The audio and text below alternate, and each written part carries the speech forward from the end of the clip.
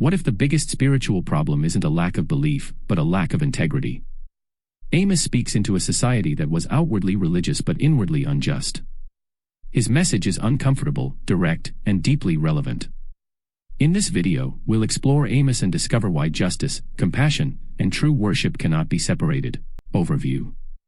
Amos is a prophetic book focused on social justice, moral responsibility, and accountability. Amos himself is not a professional prophet. He is a shepherd and fig farmer from Judah, sent by God to speak to the northern kingdom of Israel during a time of economic prosperity. Despite wealth and stability, society was deeply unequal. The rich grew richer while the poor were exploited, courts were corrupt, and worship became routine rather than sincere. Amos confronts this hypocrisy head-on, declaring that religious activity without justice is meaningless. The book unfolds in 3 major sections. Judgment on the Nations, chapters 1-2. Amos begins by pronouncing judgment on surrounding nations for violence and injustice. He then turns unexpectedly to Israel itself, making clear that God holds his own people to the highest standard. Indictment of Israel, chapters 3-6. Amos exposes corruption, oppression of the poor, dishonest trade practices, and empty religious rituals.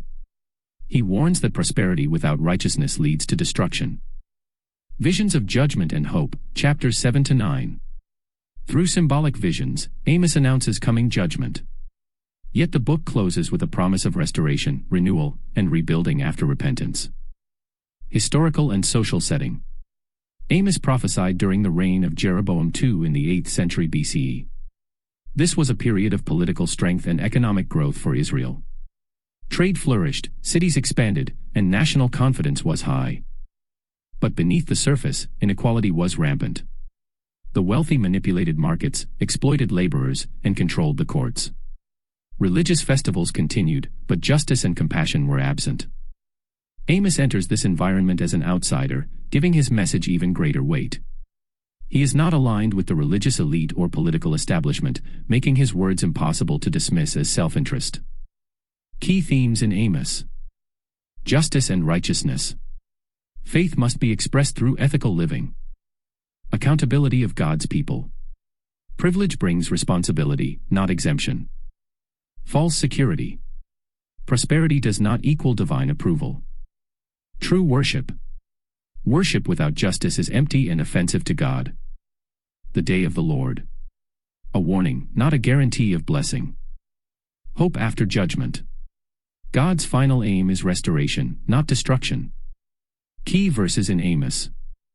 Amos 2 verses 6-7, condemnation of exploiting the poor.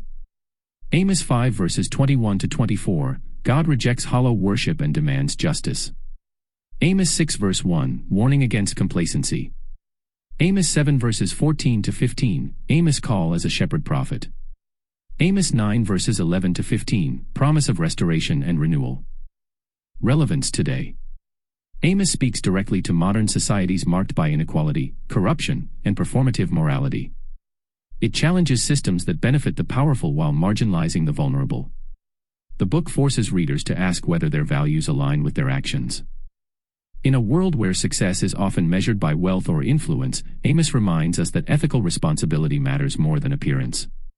The message is clear: faith is not proven by rituals, but by how people treat one another. Amos also warns against complacency. Comfort can dull moral awareness, making injustice seem normal. Amos calls for awareness, courage, and accountability, even when it disrupts comfort. Closing thought. Amos leaves us with a challenging truth: worship that ignores justice is not worship at all. God's concern for fairness, dignity, and compassion is not optional. Yet the book ends with hope. After judgment comes restoration. Broken systems can be rebuilt. Communities can be renewed. Justice can flow again. Amos invites us to examine our lives honestly, align belief with action, and allow justice to shape how we live. His voice still echoes today, calling for integrity, responsibility, and a faith that makes a real difference.